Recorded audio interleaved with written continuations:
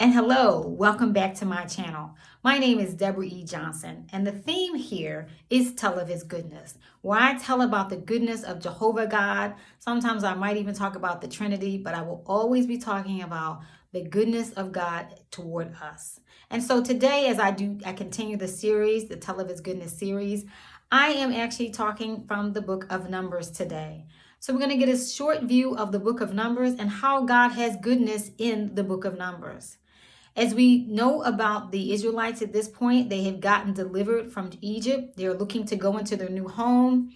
And so God, in the book of Numbers, there is a census. And then God also tells the 12 men, heads of each tribe of Israel, to go and spy out the land of Canaan and see what it's like. And they go out, and the story goes from Numbers, the 13th chapter and the 14th chapter, that most of them do not think that they can win. Most of them think, oh no, the people over there are giants. We are like grasshoppers in their sight. There's no way we can win. In spite of what Jehovah God had said to them, in spite of the fact that they should have been confident about what they could do, they were not. And so they came back and they gave Moses and they gave the Israelite people the report that no, there's no way we can make it. In spite of the fact that Joshua and Caleb said, yes, we can take them. God will give us the victory.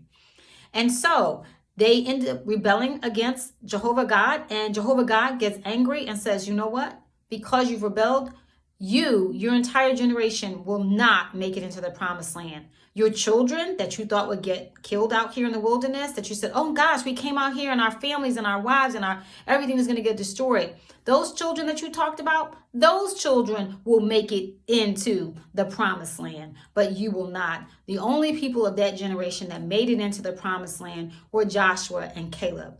And so you might think, Sister Deborah, how could it be that there's goodness in that? Well, let's face it first, that when we do not do as God asks us to do, we do get punished. That is the rule of disobedience. Disobedience leads to punishment. Unbelief, in this case, leads to punishment. And so they did get punishment. But guess what? The goodness of God is that the entire system, everybody wasn't wiped out. The children did actually get to go in. Their children did actually get to go into the promised land. If you remember, at one point, God got so angry at them when they first came out that he was saying to Moses, I will wipe out everybody here and I will start a whole new line with you, Moses. And Moses prayed for the people and it didn't happen. But in this situation, God does wipe out that generation and they do not get to go into the promised land. They spend 40 years in the wilderness. And so, yes, that's a hard piece, but the goodness here is that not everyone dies. The children do get to go in, and God takes care of those people. God takes care of the Israelites through all of those 40 years in the wilderness. Now, I want to ask you, when is the time that you rebelled against God and you know you didn't do right, but God still extended his goodness unto you? Just like the Israelites, you rebelled. Just like the Israelites, you had unbelief.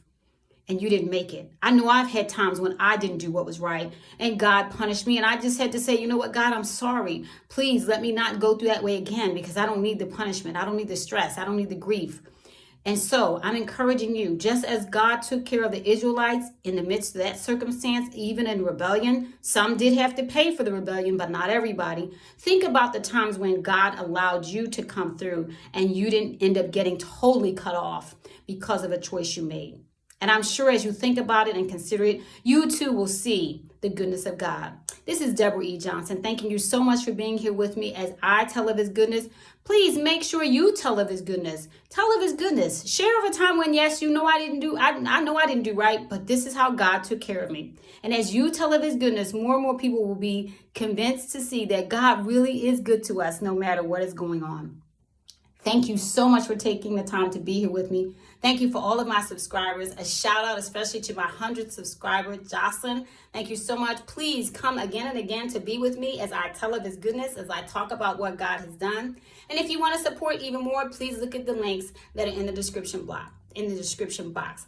I will talk to you so soon. And remember, no matter what's going on, you can think about God and his goodness. And please be sure to share and tell of his goodness. Take care. Bye-bye.